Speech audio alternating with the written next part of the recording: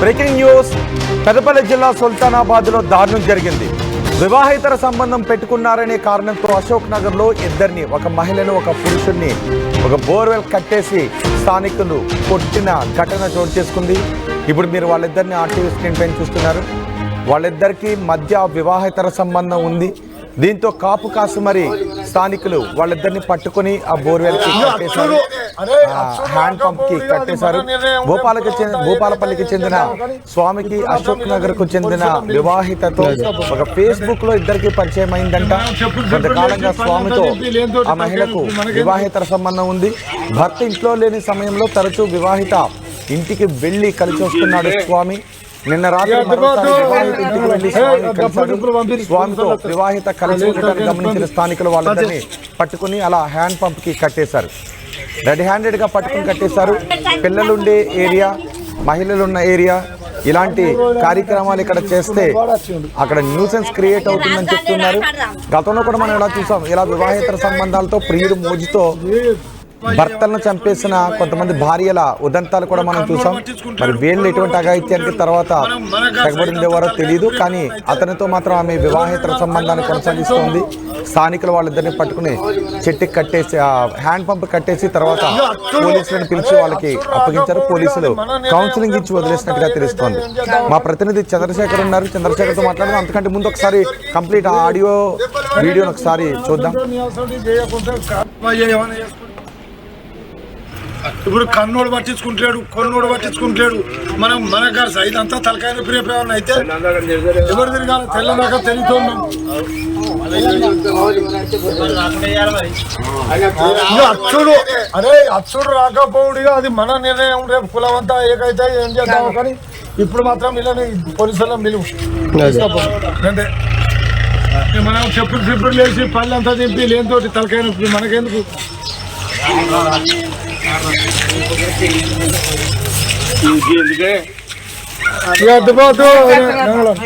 డప్పులు గిప్పుడు పంపి పోలీసు వాళ్ళు వస్తారు.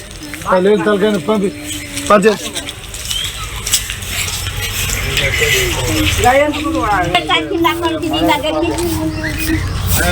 వాడు 3 రోజులు అన్నట్టు వచ్చి మారాలి.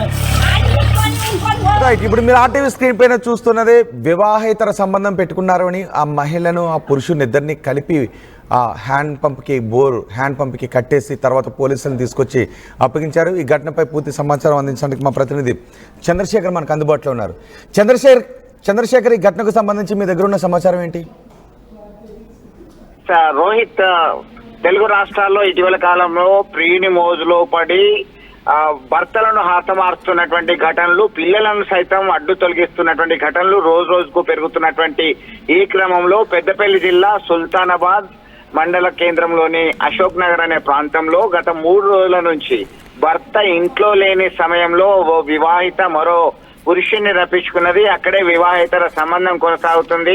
తరచూ వస్తూ ఉన్నాడు గత కొంతకాలం నుంచి. ఇది ఫేస్బుక్ పరిచయం కాస్త ప్రేమగా మారింది, వివాహేతర సంబంధానికి దారితీసిందని సమాచారం అందుతుంది. ఈ క్రమంలో భర్త కొంతకాలం నుంచి హైదరాబాద్ లాంటి ప్రాంతాల్లో ఉపాధి నిమిత్తం వ్యాపారము, ఉపాధి అన్ని కొరికి వెళ్తున్నటువంటి పరిస్థితి. దీంతో ఆ ప్రియుని మోజులో పడిపోయింది, ఎవరిని పట్టించుకోవట్లేదు అనేటువంటి సమాచారం ఉంది. స్థానికులు పక్కాగా సమాచారం తెలుసుకొని ఎప్పుడు వస్తున్నాడు, ఎప్పుడు వెళ్తున్నాడు తెలుసుకున్నారు రోహిత్. ఈ క్రమంలో మాటు వేసి వాళ్ళను రెడ్ హ్యాండెడ్ గా పట్టుకొని అక్కడే చితకబాది మీకు తగిన బుద్ధి చెప్పాల్సిందే, ఇటీవల జరుగుతున్నటువంటి పరిణామాలను చూసైనా మీకు బుద్ధి రావట్లేదా అని చెప్పేసి మందలించారు.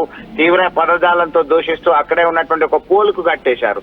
అయితే వాళ్ళు కొంతమంది 2 భిన్నమైనటువంటి అభిప్రాయాలు వ్యక్తం చేశారు. వీళ్ళకి చెప్పు చీపురు దండలు వేసి ఊరేగింపుగా తీసుకెళ్లాలి, అప్పుడు మాత్రమే బుద్ధి వస్తుంది. ఈ పరిసర ప్రాంతం అంతా కూడా మనం నివసిస్తున్నాము, పిల్లలు చెడిపోతారు, మహిళలు ఉన్నారు, అందరు ఉన్నారు, ఏమి మెసేజ్ ఇస్తామని చెప్పేసి ఆగ్రహం వ్యక్తం చేశారు కొంతమంది. అయితే కాదు ఇలా చేయడం కుదరదు, ఎందుకంటే తర్వాత జరిగే పరిణామాలను ఎవరు ఫేస్ చేస్తారు, ఇది మంచిది కాదు అని పోలీసులకు ఫిర్యాదు చేశారు.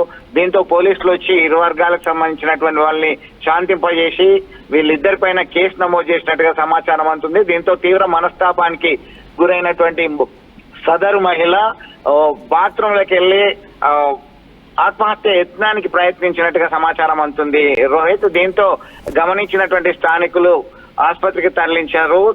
పెద్దగా ప్రమాదం ఏం లేదని చెప్పి వైద్యులు చెప్తున్నటువంటి పరిస్థితి. రైట్ చంద్రశేఖర్, ఇప్పుడు పోలీసులు అదుపులోకి తీసుకున్న తర్వాత వాళ్ళు ఏం చెప్పారు? ఏమన్నా కేసులు నమోదు చేశారా? అక్కడ న్యూసెన్స్ కేసు లాంటివి ఏమన్నా నమోదు చేశారా? కౌన్సిలింగ్ ఇచ్చి మాత్రం వదిలేశారా? ఈ విషయం భర్తకు తెలుసా? భర్త అందుబాటులో లేడు, భర్త హైదరాబాద్ లో ఉన్నాడు.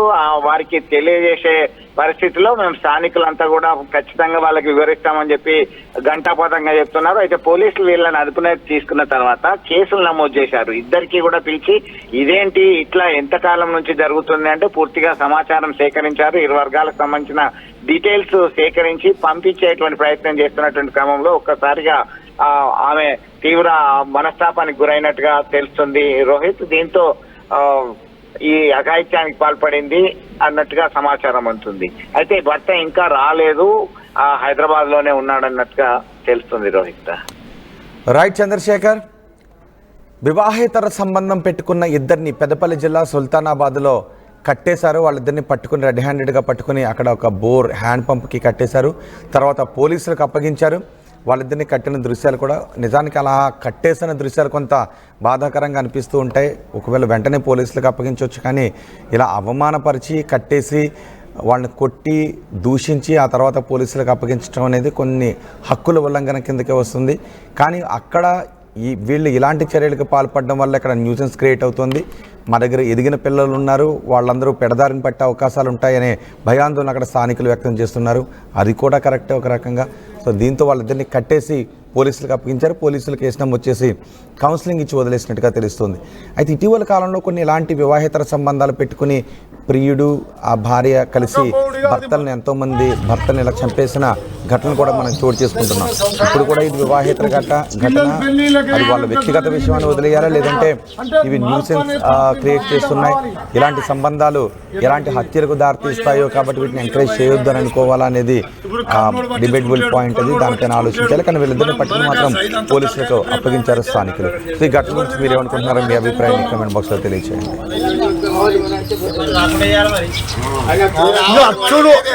అచ్చుడు రాకపోవుడిగా అది మన నిర్ణయం. రేపు కులం అంతా ఏకైతే ఏం చేద్దాము, కానీ ఇప్పుడు మాత్రం వీళ్ళని పోలీసులను పిలువు.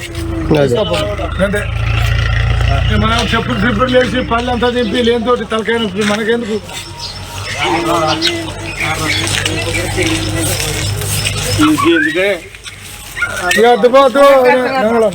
డప్పులు గిప్పులు పంపి పోలీసు వాళ్ళు వస్తారు.